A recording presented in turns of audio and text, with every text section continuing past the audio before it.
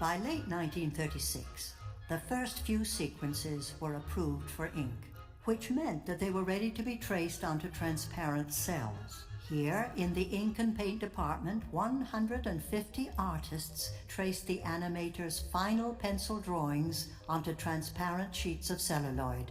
Next came the painting of the cells. Paint was applied to the back of the celluloids in shades determined by the color tests that had been run. Since color is so important to creating mood, Disney chemists custom mixed all the various colors for the characters and the backgrounds. In all, 1,500 separate shades were used to paint the 1 million drawings used to create Snow White and the Seven Dwarfs. The women in the ink and paint department devised their own unique method of making Snow White's face seem more natural by applying real rouge and other makeup directly to the top of the cell. Walt conceded that it looked great, but was concerned that they know exactly where to put the makeup on each drawing. One of the inkers replied, "Mr. Disney, what do you think we do each morning?" Finally, backgrounds were placed under the animation camera and then covered with layers of transparent character cells. Shot one frame at a time, with each successive frame a little different from the one before, the illusion of motion was created.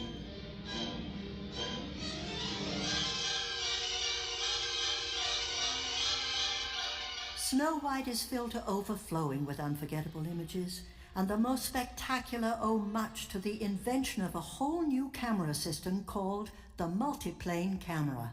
Because it wasn't ready when animation began on Snow White, several pivotal scenes were scrapped and reshot using this new wonder. The idea was to create real depth and dimension out of essentially flat art. So the scenes were painted in oils on different panes of glass according to their distance from the viewer. The camera was placed above, shooting downward toward the drawings, so that each piece of glass could be moved at different speeds and in different directions. It was called the multiplane camera because the new system used many levels, or planes, of glass. It was first tested on a silly symphony called The Old Mill. Here is a preliminary multiplane pencil test for the forest scene. Now here's the same scene from the finished film. By the summer of 1937, the entire studio worked round the clock to finish Snow White, but the expenses of the feature had depleted every financial resource. The studio was out of money. Snow White could not be finished. Walt and his brother Roy kept the crisis quiet and put their heads together. The partnership, that was one of the moments when it was at its strongest. A big picture would cost $1 million. Well, here's Walt at $1 million and needing another $500,000. And the bank is, needless to say, apprehensive. I didn't know what I had or what would happen or anything. We had the family fortune. We had everything wrapped up in Snow White. In fact, the banker, I think, was losing more sleep than I was. There was a lovely man named Joe Rosenberg, who was the Bank of America's lender to the film industry in general. And he came and looked at the movie at a moment in which he could have very easily said, "Sorry, kid, but it's over," you know. And they came out, and the way my dad told it, at least, I've heard a lot of versions of this story, but Dad said that Joe Rosenberg said to him, "It's going to be a smash hit. What is it? How much do you need?"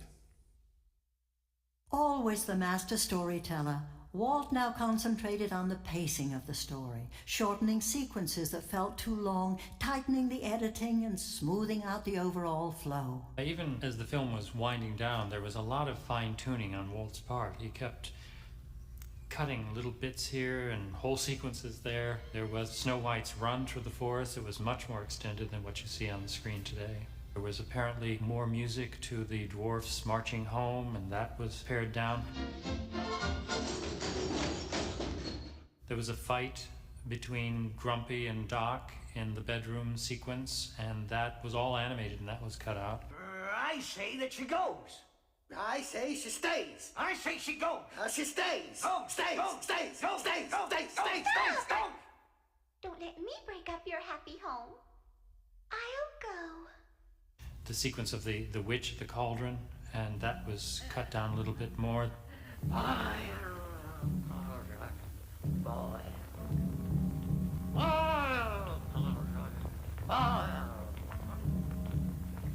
Death within your depths I see, for one who dares to rival me. We had a big premiere, the Carthay Circle Theater, big, grand Hollywood premiere. All of Hollywood brass turned out for a cartoon. And now here's a gentleman that I'm sure you'll all want to meet. It's Walt Disney, the creator of Snow White and the Seven Dwarfs.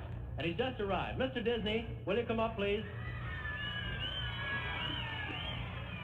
Are you going in to watch the preview yourself now, Walt? Yes, and have my wife hold my hand. Oh, all right. Good luck to you. When the premiere came, everybody in Hollywood came out to see the thing. And I was so impressed because the people that I'd always admired and thought, gee, these are my gods, you know, they're so good. They wanted to meet me because I'd done something big. Back to the farm. And I'm sure that poor Walt must have been absolutely, talk about on the edge of your seat. And of course, it was a standing ovation. People were not only joyful, but they were touched. Yeah, I think people were really taken by the drama of it, because animation hadn't been about life and death and getting this much into the personalities. I think this was something completely new, that you cry for a character. I mean, that never happened. That must have been awesome to sit in the audience, see it for the first time, and really see people breaking up over Snow White's death at the end of the movie. To see those dwarfs come up to this bier and take off their hats and get down on their knees and then back away. Everybody in that theater was crying. I heard the sobs. I couldn't believe it. It's supposed to be just a cartoon. Everybody's crying. The fact that you can have those kind of visceral, emotional relationships with drawings, I think, is why animations have been around as long as it has. It was like they were watching a dramatic unfolding of a marvelous story. And they lost the idea of the animation. It was like watching a live-action feature with all of the charm of an animated subject. So you had this merger of the best of two worlds. For 87 minutes, the glamorous guests laughed and cried, and as the picture came to an end, rose to their feet to cheer and applaud. Disney's greatest folly had become his greatest triumph.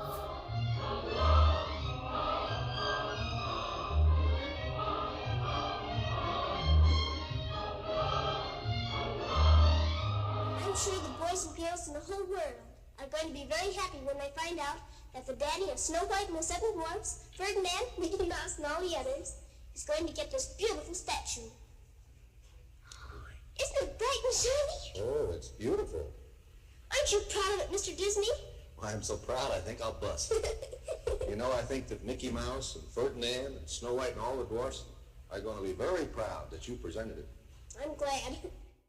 There's nothing like it today. You know, we can't go to the films and see something that's as unique to us and to our eye as Snow White must have been to audiences back then. Most of the public forgets, well, couldn't know they weren't there, that Snow White was as big a hit as Star Wars was, as Indiana Jones, those kinds of movies, you know, just through the roof kind of movie. Bigger than everything else put together that year. It's astonishing. He was tapping into something that was more essential than just an American story. And I think people don't realize that perhaps this is one of the reasons that Snow White was such an immediate success, because it dealt with things that were familiar to audiences worldwide. Snow White and the Seven Dwarfs became so popular that it was dubbed into more than 20 languages.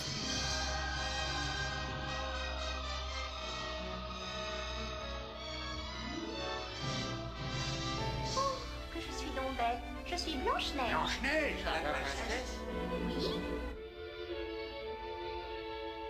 Oh, entschuldigt bitte. Ich bin Schneewittchen. Schneewittchen, die Prinzessin? Ja. Oh, perdónenme. Soy Blancanieves. Blancanieves, la princesa. Sí. Disney's preparation of the film for international release was a first for its time. Custom art was created for practically every country, including these sequences featuring the dwarfs' translated names.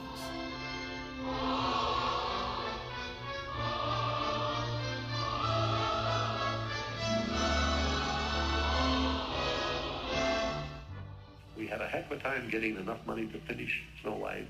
6 months later, we were sitting with all of our debts paid off with at least a couple $1 million in the bank.